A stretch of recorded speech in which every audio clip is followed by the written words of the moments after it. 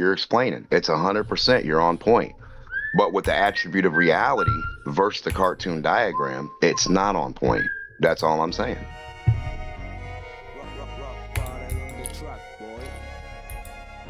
What's a cartoon diagram? I'm not sure. Well, the diagram you showed me on how we're supposed to see a dome of stars.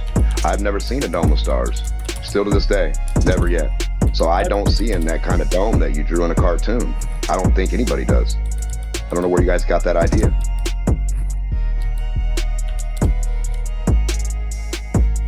Yeah, I mean, I'm trying to be simple. I mean, I couldn't. Democ, I'm just 100% not on board with agreeing with what you're saying. I'm not sure how to move forward. It just seems like so far from, because that's precisely how we see. Like if you watch the sun rise and set, you can point at it. You're watching it rise. That elevation angle, and like the right ascension and the elevation angle. Like okay, so there's declination and right ascension, which is like the lat long of the sky. That lat long, as that object, the sun or any celestial object, rises, goes to your zenith at the top and then sets, the angular relationship of that creates a hemispherical dome of right ascension and declination, which is the lat long of a spherical structure. And it is spherical, which means the whole linear relationship, the 1 degree per 69 miles, there's partial truth in what they're saying on that. It's just a matter of how it's actually applied correctly. That's right. Yeah, it basically, if you're underneath Polaris and you walk away from it, it goes down, doesn't it? It goes way, way down. You can see it, the angle goes way down.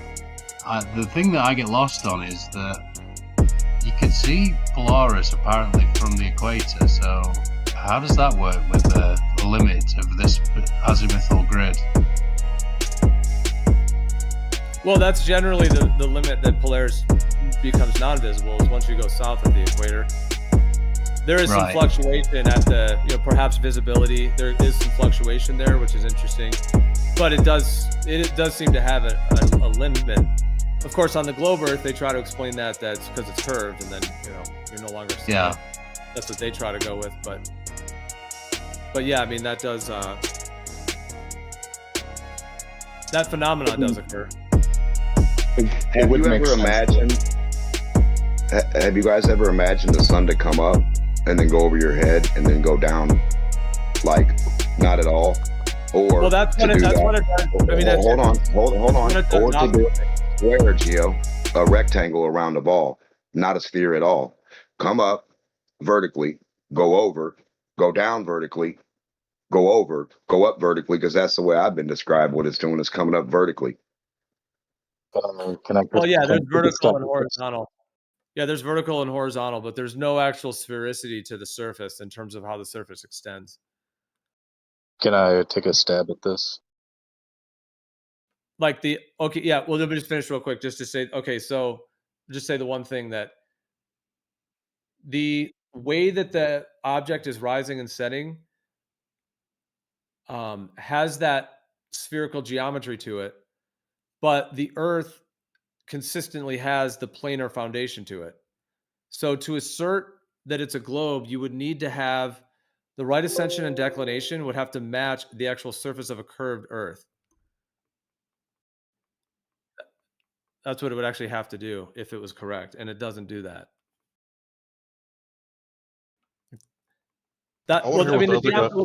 There's some interchangeability between the geometries, though, at the same time.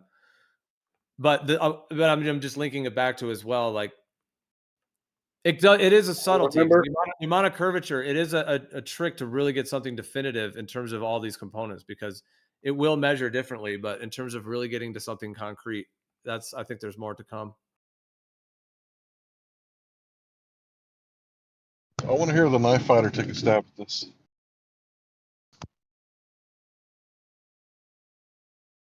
So are you still confused by like the azimuthal grid and how we see things like that? Because you said with the sun going over zenith of you, so that's like in the summer, right? It just looks like a straight line over you. I'm saying I can imagine it working in a rectangle I know it doesn't come up from the ground at all. I know that doesn't happen. But in the idea, if I was on a ball, I can literally imagine a rectangle path around the circle. Not Right. at all a circle path. That's But that's where I'm confused before you guys putting your money on the circle path when I can imagine a rectangle path. right. So have you seen a time lapse of the sun during winter? Sorry, See, Well, touch, I'm- Geo, can I, It's just let me say real quick to Denmark. Denmark, it's both ultimately. Like when you look into hyperbolic, there's multiple geometries that are all built within each other. They're like fractals within fractals. So yeah, there's multiple different geometric layers and levels that it can be mapped in terms of that geometrical structural That's why coordinate system, and there is planar and coplanar, which is when you get into the idea of a rectangle. Like that's part of the foundations of it is the planar and coplanar relationship, which is like the two parallel surfaces, planar surfaces. that's all I was trying to say. With there's two ways to look at things. I'm not saying you guys are wrong at what you're saying. I'm just saying I don't go by that. That's all. Well, there Everything has to you be stated. explanations. Hold on. Everything you stated about the diagram and what you showed, 100%. I don't disagree with that. I just disagree that if that's how I see. You know what I mean? And I don't know why. I just something in me saying no. I don't. It's not happening. So okay, do you think you see forever? Oh hell no. Hell Okay. no. My eyes are bad. Okay. All right, Hell so no. there's a limit. Okay, so whatever that limit is, let's just call it that limit. Okay, whatever, just doesn't even matter. Just make up any amount in your mind. It's just X. It's just X factor. Okay, so it is some limit though. At that limit, if you were to, 100%. hold on, let me finish. At that limit, if you were to fly, if you were to be able to somehow kind of leave your body and like a little ferry, you were able to fly over there. You fly to the edge of the thing that limit of how far you can see. What is the geometric or structural shape of that limit, that membrane or that limit, however you want to see it? Is that, curving, convex, all these No. other different ideas, or is that at a limit at a radius value from you that it goes around you and all the way around at every angle? Like, is that spherical? Because if it's a radius if it's one limit, like let's just say any 50,000 miles, I'll just make that up for the minute, even though, yeah, we were talking before about it being like 4,000, but I'm just saying whatever distance you're claiming it, the shape of that, if it's a radius value and it's consistent, like it's always 50,000 or it's always 4,000, whatever it is, then that will make a sphere just by the definition that it has one limit. If it was a rectangle or something like that or something else, it would have to actually like adjust how far it can see in some kind of other, like almost having goggles on that you can only see in a rectangle or something. This is going to sound weird, but I disagree. Because the way that our eyes work, the higher something is, we can see it for a lot further. But the lower it gets, we can't see it unless it's pretty close. So instead of it being shaped like a hemisphere, I think it would be shaped more like a mushroom, where if it's real close to you, it's going to have the radius of the stem. But the higher up it gets, elevated above the horizon, it's going to mushroom out in all directions. And that is the part that you would describe as the hemisphere. Thanks. I think it's like an ice cream cone kind of triangle thing. I don't know. This is tough. Because I'm not crazy about the sphere of vision either thing, but I do hear what you're saying. You see in a circle. Like if I were to put you in a plane and kick you out of a plane, you would see in a whole 360 degrees around you. Pretty much equal distance until it came to the ground. Right. Well, that's the thing. Yeah, exactly. That would also. And how does that? That would also. I was just gonna say real quick, guys. By the way, Killian's about to do a presentation, so I don't have to have the last word. Let's let a couple of us wrap up for a few more minutes, guys. This has been a very deep convo, and so I think we should give everyone who wants to a chance to just say their last thoughts on this, and go for like a good 45 seconds or a minute, like lay out your point. But we're gonna have to shift because Killian's about to do a presentation. But everyone, I let's let just- everyone hold on. Let me just finish. I'll do mine now, and let's just let everyone get their last words on it. So my last words is this, because there's so many more stuff we'll have to explore with all this, and I know I've been pretty vocal sharing some of my thoughts, and I appreciate you guys giving me a little extra time to drop some of this. So let me just say this last thing, which is I just posted an image in the chat. So that shows a pyramid. Now that shows like in Giza, etc., in Egypt, etc. But it shows that pyramid, and the angles of it will match the distances that rainbows form in a hemispherical dome. It's meaning that the actual angles that there's it's like 42 and 52 is what double rainbows form at. So real rainbows on the earth will form at 42 and 52. And when you link that to the Great Pyramid, the angles of it match with like essentially this like ratio structure of that pyramid within a sphere, or a pyramid within a hemisphere or a sphere as well. And it actually, like the earth actually makes the rainbows into those actual ratios that we actually see in the rainbow. Now, I'm not saying the rainbow is the dome or whatever that may be, but it shows that actual geometry and how that links with the pyramidal structure as well. So that's my last thought. So anyone, let's all say our last thoughts on this. And thanks everyone. It's been an awesome combo. We'll have to pick it up. And whoever's next, go ahead. Are all rainbows full circles, Gio? From a certain place. Well, that's the whole question too. Yeah, the arc and how that works. Have you seen them like a circle around the moon, circle around the sun? No, I've seen a bit of full circle before from like a helicopter or something. But the little ones at your garden hose, they're not a full circle. Yeah, that is weird. I need to look into rainbows now. Damn it.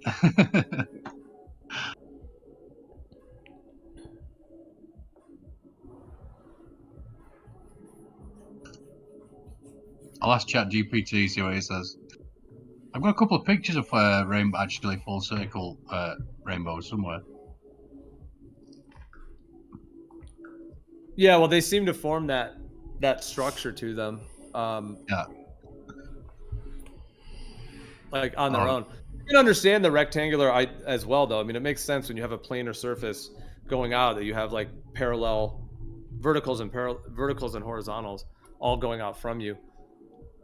But did anyone else have any last thoughts on this, or I think Jeremy, or there were some others, but and then we'll move on in a minute here because Killian's about to start a presentation.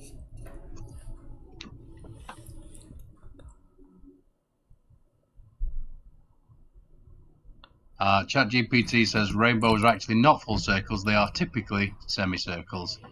There you go. Yeah, they are, but in like sundogs, like some of those are incredible. The spherical, circle, the geometry going on there is incredible. Yeah, those are a head scratcher.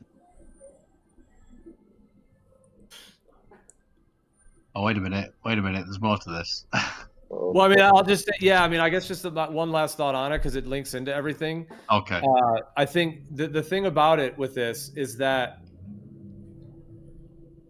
we do have, like, I'll just throw out the word like an optical radial effect. So it's optical with a refraction, but it has a radius to it. It's radial. And because of that radial component of it, it's like perturbations within a sphere. And those perturbations some of those can be measured at this 3959. And those are some of the parts of the globe part that are actually partly true. So when they say, like with that 3959 number, there's some partial truth to how that links into everything. But like if it's an optical spherical effect within a planar system, that actually would match the way that the optical effects work on the horizon and many other factors. And also why over a planar surface, how something could rise and set, but still fit the mathematics of a hemisphere, because that is what it does. When they say the 1 degree per 69 miles, there is truth to that claim in that way. So anyways, that's just what it kind of links back to that. And so if there isn't a spherical range of vision around us, then really isn't any other way to understand how that would happen on a planar surface. because that is definitely happening. Like the sky works that way with that type of geometry. And that's why that's part of how they've kind of grabbed people with the globe, because there's enough of that overlap.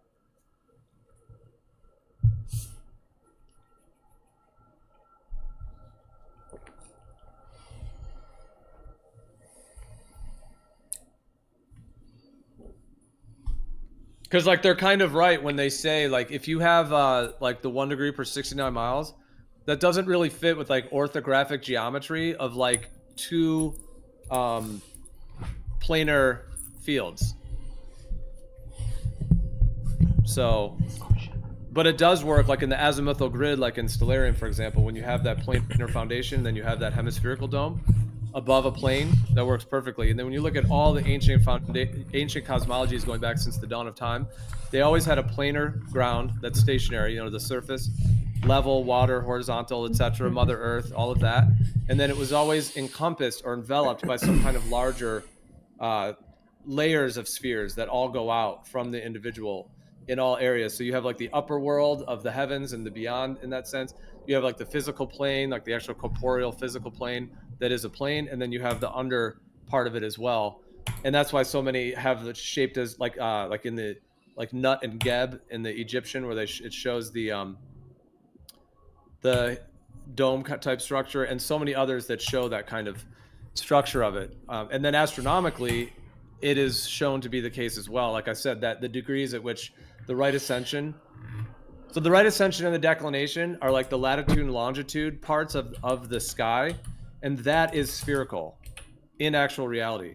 So it either has to be a sphere that's surrounding us on a planar surface, or the surface would have to be curving, and it would have to be something like they might try to say in their model. So it is like it's a key delineator between them.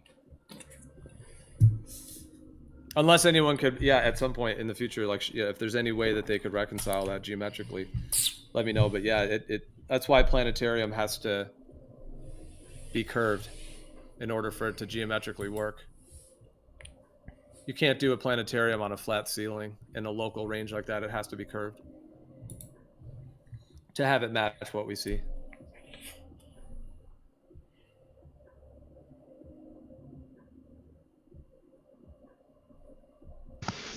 Well, I got to get me a big old cup of distilled dark matter and, fuel up my plasma engines.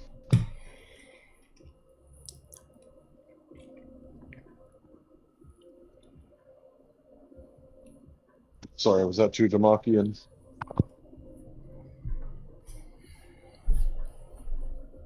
No, it was well, Geo's point anyway. It's a nice way to finish up the perspective thing, I think. Are we going to, Kiwi going to do a presentation then, or what's on the docket? Well, yeah, I was, we were going to just let everyone, because that was a deep convo, and I appreciate you guys letting me go a little. I'm talking more in the last hour here than I usually do, but yeah, I appreciate this space, just sometimes I'm often quiet and listening. So yeah, when I get a chance to jump in and actually be on the mic, and I appreciate everyone's thoughts on that. Yeah. And, I think there's a lot more to discover and to uncover, and a lot of what I share, of course, is my perspective and how I see it. So.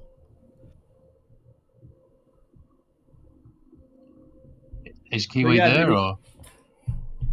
Maybe he's not yet, because if he... Yeah, I'm here. I'm just waiting for everything to clear up. Didn't want to step on any toes. Do you remember we were having a chat last night? I said space doesn't exist. It's not somewhere you can go.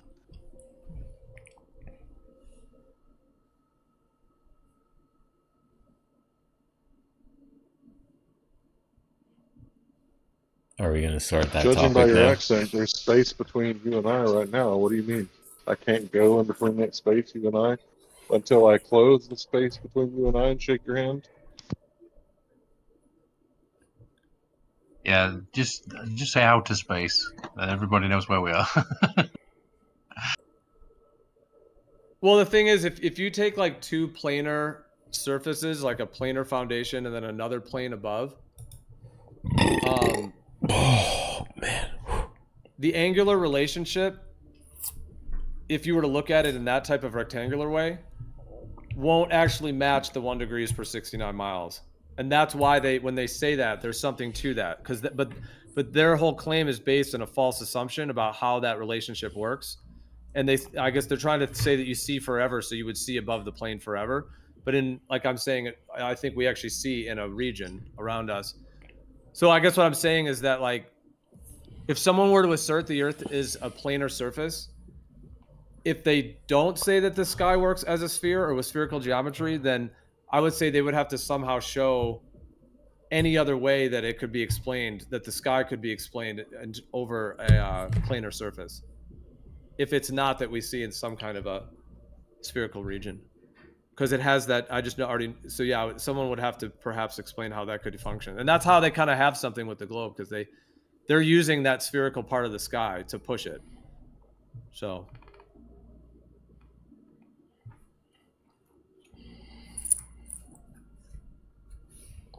But yeah, Killian, anytime, bro. Yeah, I know I'm kind of being extra wordy on this, but I appreciate, like I said, everyone listening. But I mean, yeah, anytime. I mean, you want to go, or we could? Yeah. We're streaming on my channel. Just left it running for the intro. It was a good conversation to just let run and be organic with. So it's pretty cool. I appreciate the intro. That was pretty dope. Guys, welcome to another stream with your host Killian. I'm here to share with you the evidence of Noah's Ark. As described in Genesis. You guys know I'm an absolute proponent of Genesis and what's stated as such. Genesis chapter 6 verse 15 states, "And this is the fashion which thou shalt make it of. The length of the ark shall be 300 cubits, the breadth of it 50 cubits, and the height of it 30 cubits.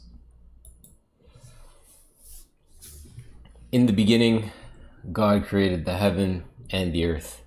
And the earth was without form and void, and darkness was upon the face of the deep. And the Spirit of God moved upon the face of the waters, and God said, Let there be light, and there was light.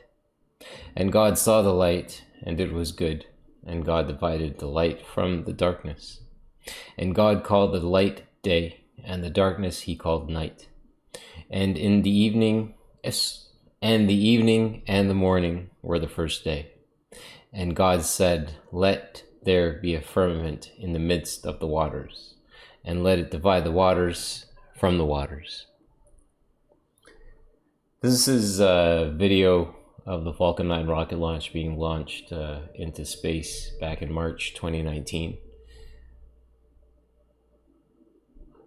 Without pointing at anything, it makes some pretty interesting visuals.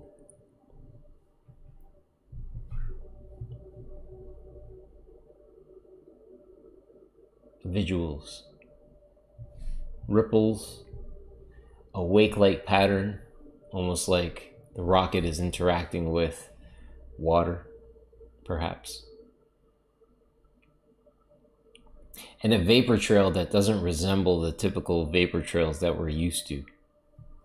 Vapor trails which we know, chemtrails, these things. Rockets leaving space, perhaps they have some kind of a offshoot jet stream that's left. But what we're witnessing here is something that doesn't quite match that typical jet stream pattern.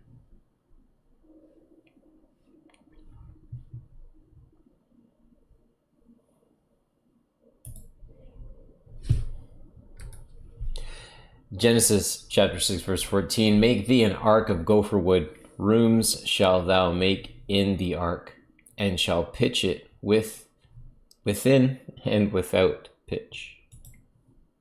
Genesis 6:15, "And this is the fashion thou shalt make of it. Again, the length of the ark shall be 300 cubits, and breadth of it 50 cubits, and the height of it 30 cubits." Genesis chapter 7, 22-24 states, 15 cubits upward did the waters prevail, and the mountains were covered, and all flesh died that moved upon the earth, both of fowl and of cattle, and of breast, and of every creeping thing that... So we go to Mount Everest, 8,849 meters in height. It's the highest point on Earth. 29,035 feet, located just northeast of India in China. The Egyptians described a cubit as being a forearm length from the elbow to the tips of the fingers, a palm literally being 4 fingers in width, or height, sorry. A Hebrew cubit, 18 inches. This is one of the perversions that existed when folks were in fact looking for the ark itself. Now, Moses was raised by the Egyptians. He was put into the river, sent down the river in a basket, found in the riverbank, raised by Egyptians. So the question becomes, why would he be talking about a Hebrewic cubit in Genesis, which he wrote? Why wouldn't he be referring to an Egyptian cubit? Hebrewic cubit would be 18 inches. 300 Hebrewic cubits would be 450 feet. A Royal Egyptian cubit, however, is 20.6 inches, resulting at 300 Royal Egyptian cubits with an overall measurement being 515 feet when you unpack 20.6 inches at 300 Egyptian cubits. Now, Mount Everest being 8,849 meters in height, which is 29,032 feet. 1 cubit being equal to 20.6 inches. 15 cubits at 20.6 inches per cubit would be 25.75 feet. Therefore, we take 29,032 feet, we add on that 29.75 feet, and the total height of the flood, in fact, was 29,057 feet. Guys, remember how I showed you the maps that were here on Earth before 1958, before the governments took them out? And I'm going to show you the Encyclopedia Britannicas in the public libraries before 1958. Here's volume 2 out of the alphabet A. And we're going to flip to the Antarctica, which, and this is from 1958, as you can see. Now, we're going to flip to the Antarctica and see what the Encyclopedia Britannica from 1958, before the Antarctic Treaty, says is there. Now, you won't find this in the new encyclopedias because the government's banned them. But what I want you to notice right here is, notice how it says the flights proved. Yeah, I think so. Killian, I don't know if we Inland can't hear areas you, to or be featured. if you can hear us. Oh, snap. For real? You're not, that Yeah, audio's you- not coming you- through? You dropped out like a good 2 minutes. It's been a bit, yeah. What the hell? No, he's playing a video, right? Yeah, I was he's playing Watching video, video. but He's playing a video, Gio. is that audio not coming through? No, you are coming through, dude. All right, cool. Oh, Sorry. my bad. Oh, it's Okay. been sussed out who's not paying attention to the presentation. Geo. Well, I was multitasking. It's but all good, dude. Actually, No, it's all do good. you want to start it over and I can share it on the live stream? I was multitasking, so Dude, if it's it's a main all- part of it, we should stream it. Yeah, this establishes the 58 encyclopedia definition of the firmament, the heights observed. It's pretty crucial to this entire thing. I really appreciate the space on that. So I'm going to back Is it up it- to the prior slide and just kind of run with it because it's... As remember how I Okay, well, showed hold on. you the maps that was were my here bad on because Earth I before was 1958. I before was the governments multitasking took and them I out. was No, listening, but I wasn't fully tuned in, and then I wasn't starting the stream on it. So it's fine with copyright or what, like that part of it's Oh, fine, you yeah, think? for sure, dude. 100%. All right, then let me do you want to start over then? Is that cool? Yeah, no doubt. Thank you. Well, just start over the video part at least. So let me share it now, and the audio. can Yeah, come so through. everybody got the idea. 29,000 feet was the claimed height of the flood itself, right? That's above sea level, 29,000 feet waters that were risen. Now the video's going to remember come how I in. showed Video's playing now. It's sharing now, so you're good. Go. Thank you. Right on. you Yeah, sorry the about that. maps. Thank you. Yeah. No worries, man. that were here on Earth before 1958, before the governments took them out. And I'm going to show you the Encyclopedia Britannicas in the public libraries before 1958. Here's volume 2 out of the alphabet A. And we're going to flip to the Antarctica, which, and this is from 1958, as you can see. Now, we're going to flip to the Antarctica and see what the Encyclopedia Britannica from 1958, before the Antarctic Treaty, says is there. Now, you won't find this in the new encyclopedias because the government's banned them. But what I want you to notice right here is, notice how it says The flights proved inland areas to be featureless in character, with a dome 13,000 feet high at about latitude 80 degrees south, longitude 90 degrees east. Take a really close look at that. Now I'm going to zoom it in for you. When they returned to New Zealand, these flights proved the inland areas to be featureless in character, with a dome 13,000 feet high at about latitude 80 degrees south, longitude 90 degrees east. Now, if this doesn't make sense to you, let me show you with an image of what a flat earth map would look like. Now, this is what a latitude 80 degrees south would look like on a flat earth map. As you can see, the dome comes down closer to you over the wall, which will be about 13,000 feet. Now, if you go back out into the center of the earth, or up the North Pole, and try to go up to the firmament with a little bit of calculation, it's going to show that it's about 385,500 feet away. It's All right, now the crest, the crown of that claim, 385,000 feet. I have no idea. He says based on calculation. Fine, I'm not firm on that claim, but what I did do is go to the New Zealand Aviation Government's website, and I've put it down in the bottom left-hand corner, is stating what their flight path height is, which is 13,000 feet, which matches this claim in the encyclopedia from 58. So then we look at the idea again that the claim on the table being scripture states that this place was filled to a height of over 29,000 feet. So even over the lands of New Zealand, Australia would have been filled right to the top, if you will, of this enclosure. Now, in terms of following along with that height, who knows where that 29,000 crest would actually have ended up. But if we look at where, let me see here. Sorry, let me back up. If you look at where Mount Everest is located in reference to the southern portion, the south hemisphere, that would state that the dome would be higher at that location in the northern hemisphere where Mount Everest is located. As remember how I showed you the maps that were. Genesis chapter 8 verse 4 states, "And the ark rested in the seventh month on the 17th day of the month upon the mountains of Ararat." Now here we have a map of Turkey itself, located between Europe and Asia, basically. And here we have an elevation of an elevation sketch, if you will, and also a picture, a scenic picture, if you will, of the landing site of Noah's Ark itself.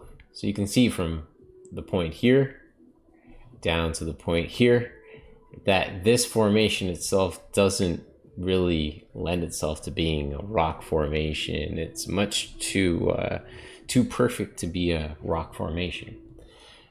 Now what's cool is this little drawing on the bottom right hand corner of the picture was something that was picked up from the one of the stones that were left at the site that I'll show you guys later on in this presentation. But if you look at the way the escarpment is drawn, you got these two peaks here which match up to these two peaks here roughly, and then you got this escarpment with a point occurring here, and then you've got this pointed peak occurring over here. Again, a better view of the actual formation itself. September 11, 1959, Noah's Ark discovered by Captain Ilhan Durupinar. This was the original picture that was taken. He was doing aerial photography, figuring out the landscape for some soldier scouting missions that he was running, aerial photography. September 18th, 1959, Noah's Ark discovery first news story broke. A shipwreck Presumably Noah's Ark has been spotted. October 23rd, 1959, potentiality Noah's Ark in the hills of Ararat, Turkey. And there it is.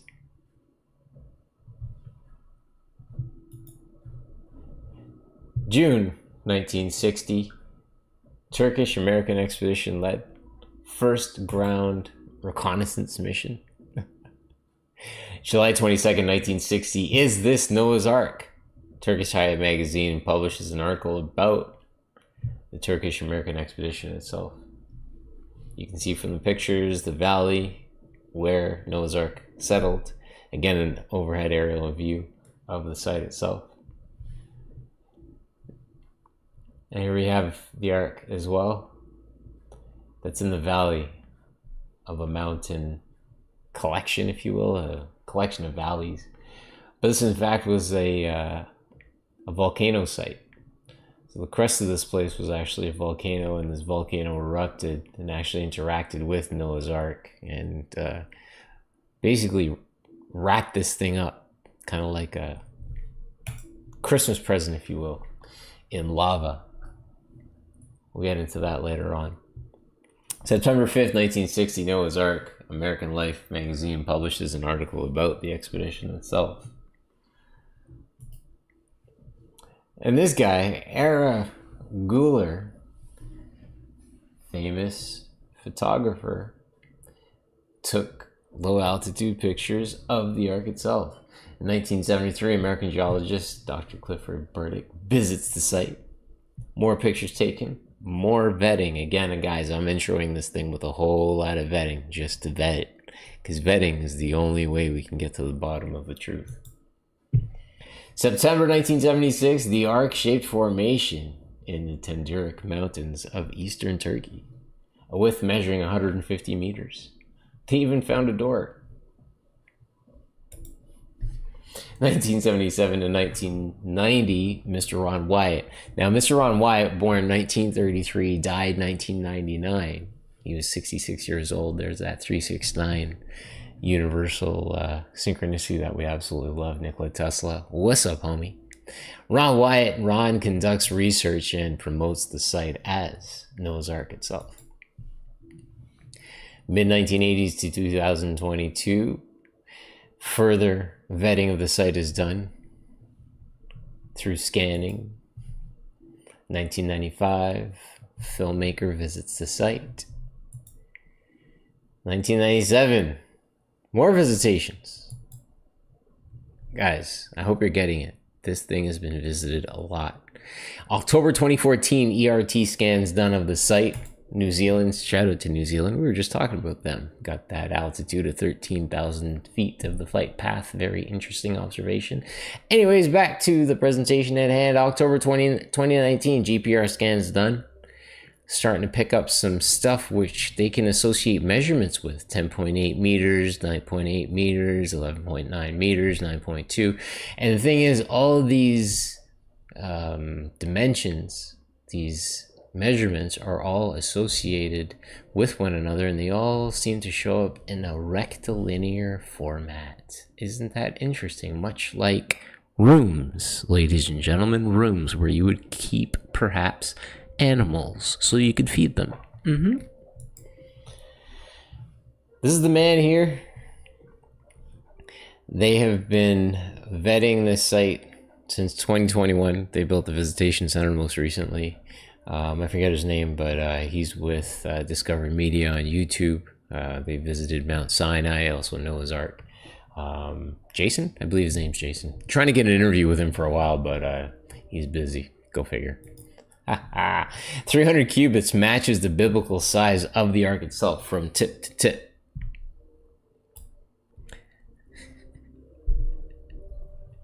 Then again, you've got these geophysical surveys and scans that were done showing again these rectilinear formats present, or rectilinear relationships establishing something that appears to be the format of rooms, much like again how you would lay out a floor plan. Then you got this idea of these giant stones, the stabilizers, if you will. Now, the thing I want to talk about is when we talk about the idea of Noah's Ark, this isn't a boat that was built to go somewhere. This was a floating house. It needed to be anchored in place. It needed to be stable. It needed to, as the place was being flooded, essentially float as the waters rose. This is the idea that we're observing with the idea of the flood. Again, there is no destination stated to Noah by God saying you will go to this place, so on and so forth, and the winds will carry you and so on. No, he just said you're going to go up and down. You're going to deal with some doves. The doves you're going to send out the doves. The doves are going to tell you when land's in sight, and the waters are starting to recede, and so on and so forth. So here we have kind of a rendering of what this thing would have actually looked like. You've got the stones on the bottom, anchored in with the ropes tied to the base of the ark itself. Now, as the waters receded, these stones would have started to hit the land. As again, the waters receded, so the waters are receding, the boat is gonna, or the ark itself, sorry, I hate calling it a boat. As it starts to come down, as the water starts to recede, these dredge stones would start to hit the floor.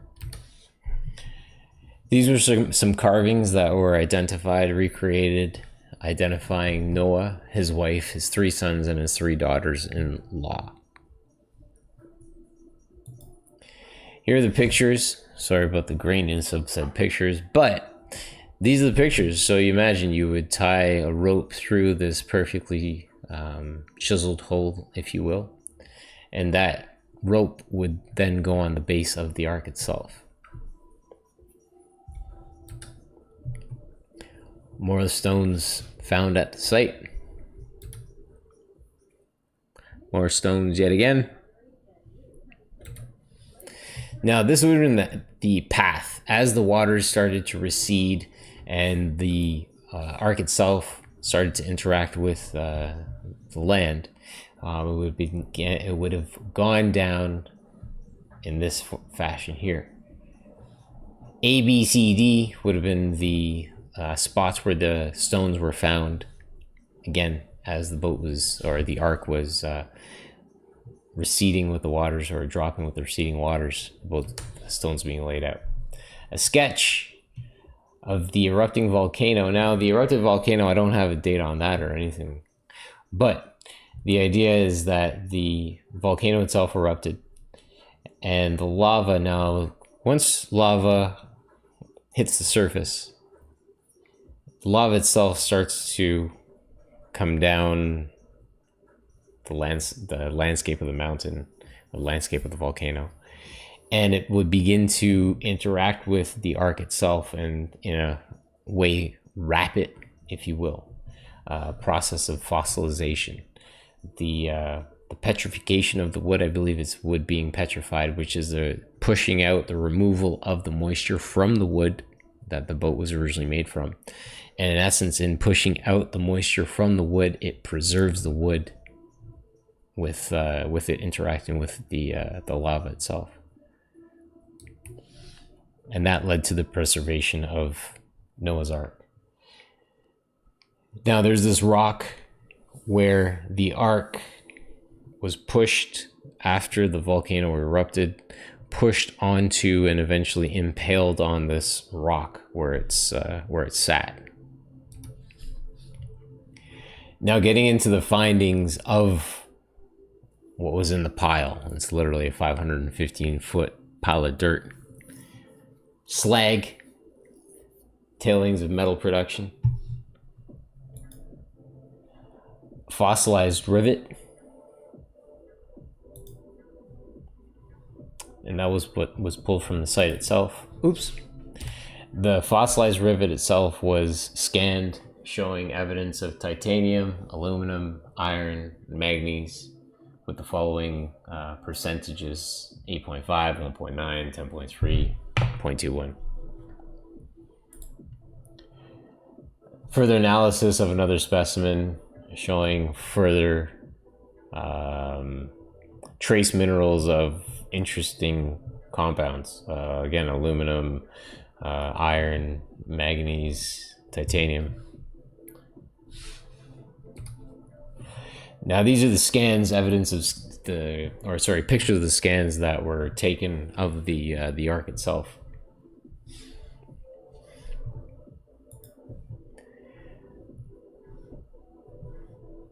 An overall resistance scan of the Ark itself. Then you get into starting to lay again dimensions into how this thing actually functioned. So you've got the upper tier, 3.2 meters in height, which is just about 10 feet. You've got the middle section, 4.7 meters in height, which is about 16 feet. And then 7.8 meters in height, which is about 25 feet. If you can imagine, the height of a young giraffe is like 14 feet. So all of a sudden, like, it starts to become really real, because I don't think there's a taller animal than a giraffe on the planet, quote unquote, planet Earth. But 14 feet would seem to be the maximum height that it would need to achieve. Then there's this idea of a central stairway or gangway within the Ark itself.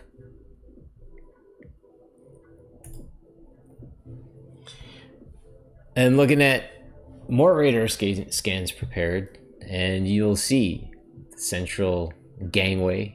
Again, this would have been the ramp where you would lead the animals up and down to different stories on, and then the different rooms, dividers that were brought in, so that you would have the space needed to section off and feed the animals.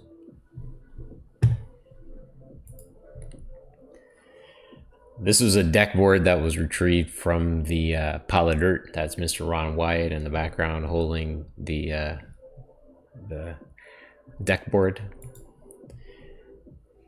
Substance used to effectively glue layers of wood together, and this is what you can see, that wet-like looking substance. That would be the pitch. I would suspect it's like a tar derivative pulled from a tree mixed up with a whole bunch of stuff, but this is what effectively made the Ark waterproof, is that pitch itself.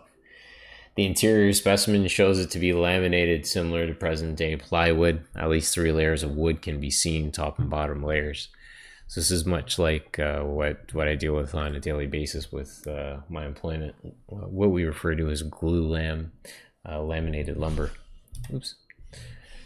Sorry, I'll go back. Yeah, laminated lumber, where basically you take pieces of wood and effectively lay them together to make a stronger piece of wood.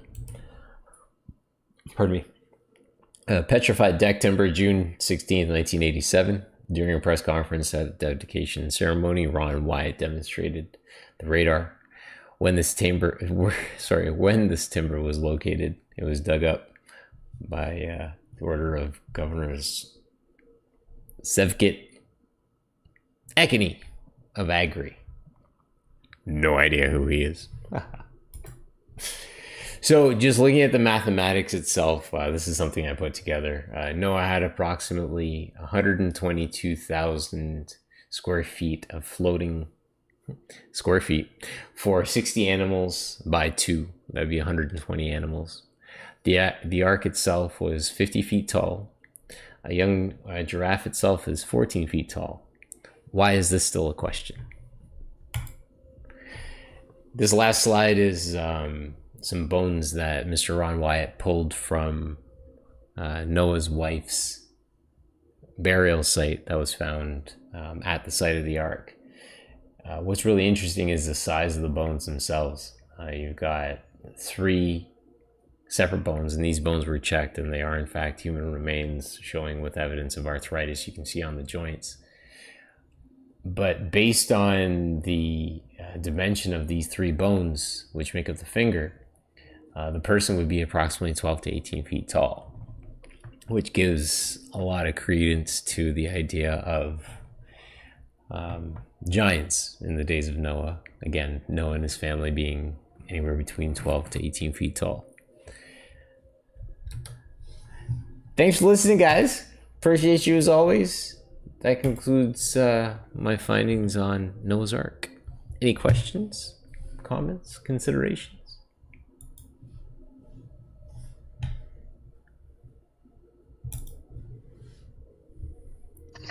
Did you say Noah was a giant? Yeah, dude. I just showed you bones, the bone remains of his wife. Can't really laugh or hand wave something like that because, well, you know.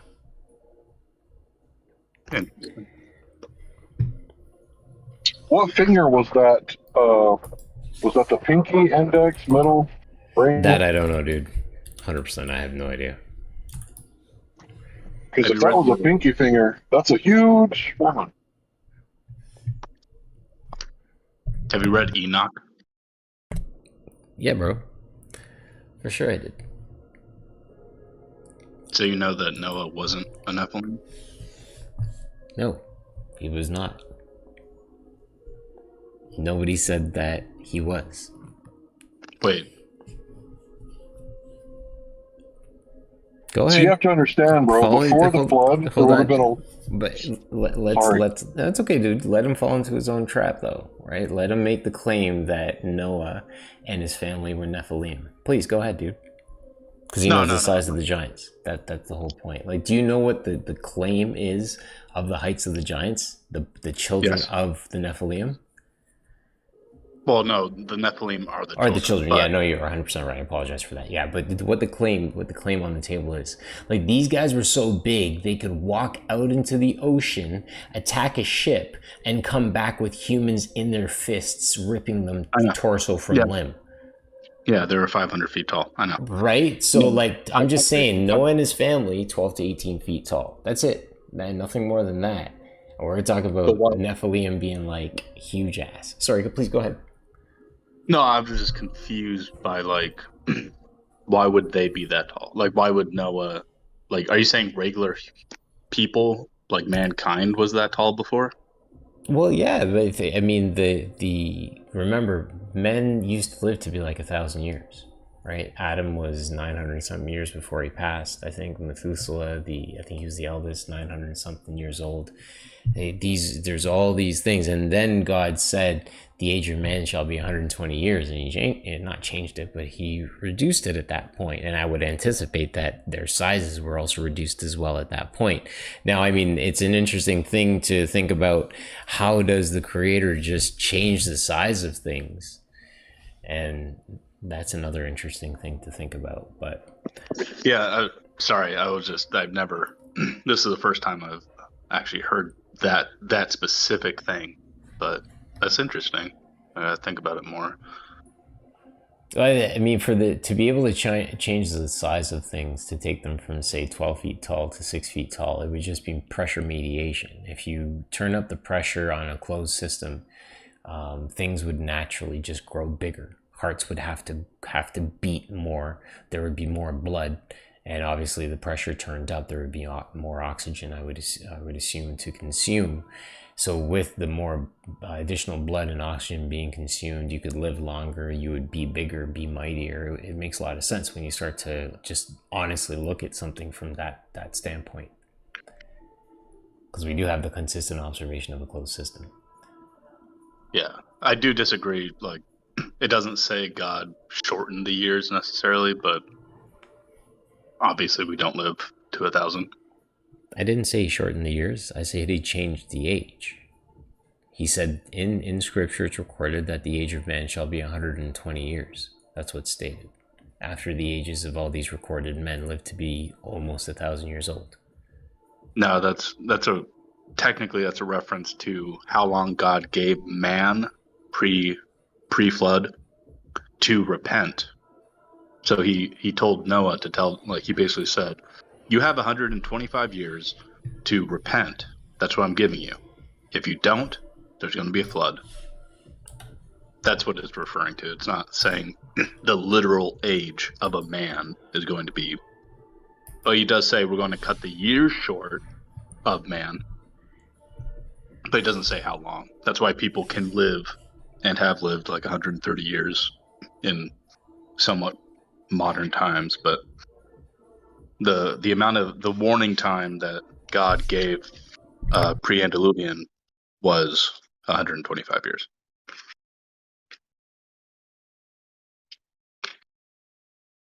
Okay, so there's a couple of things that you said that I want to just confirm. So I thought the Lord gave Noah 120 years to build the ark. That was one thing.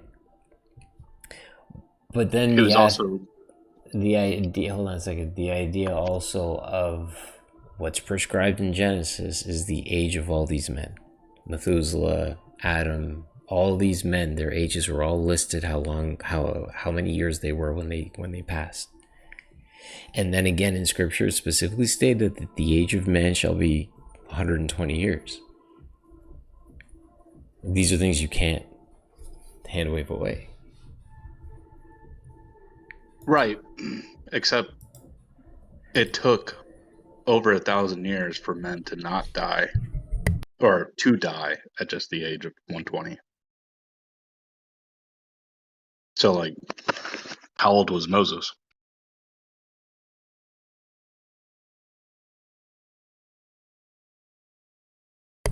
I have no idea. I gotta look it up. He was very old. He was like 150 or something. Like, he was old.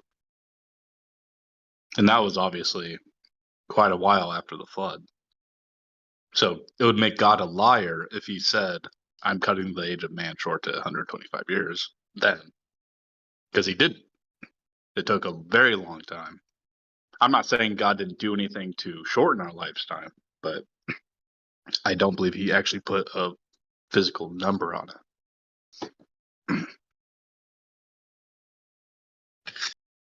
We're getting offset. I have looked into Ron Wyatt a lot. I actually was a big Ron Wyatt fan for starting in probably 5 years after his death. Before Flat Earth, and obviously. So it's interesting to see a presentation on him again.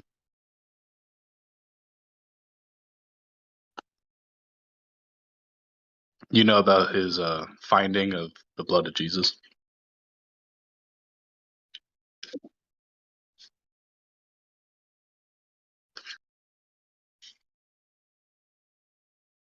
What are you going to tell us about it? I know. What?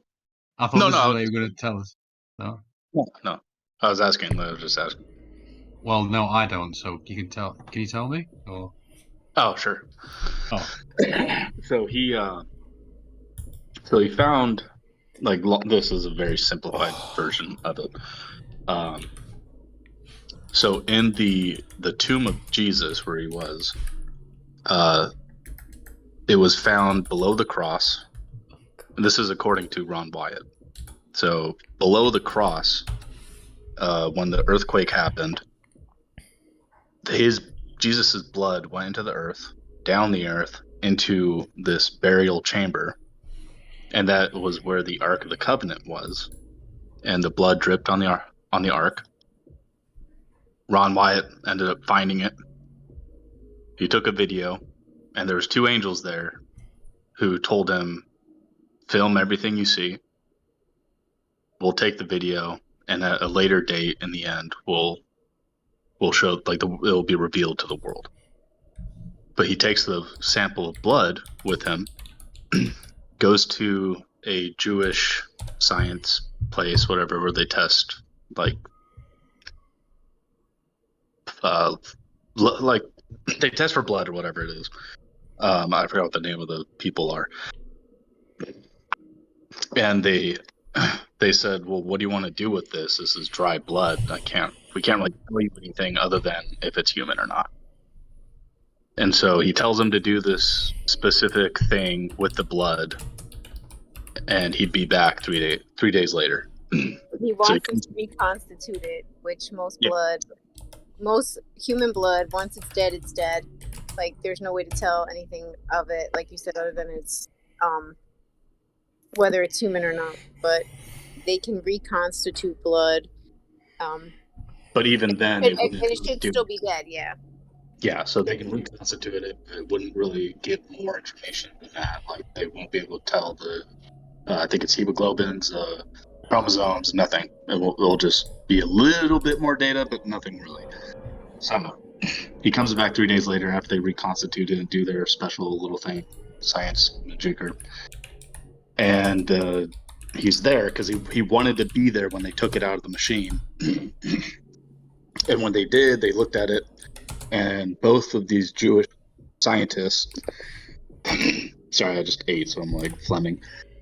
Both of these Jewish scientists are in absolute shock and awe, and they're basically grabbing at Ron, saying, "Whose blood is this? Like, whose blood is this?" And he says, "Why? What is it? What do you see?" And he says, "This is impossible. What we're saying is impossible. This can't happen." And they tell him there's 23 X chromosomes and there's one Y chromosome. That's impossible. This can't be.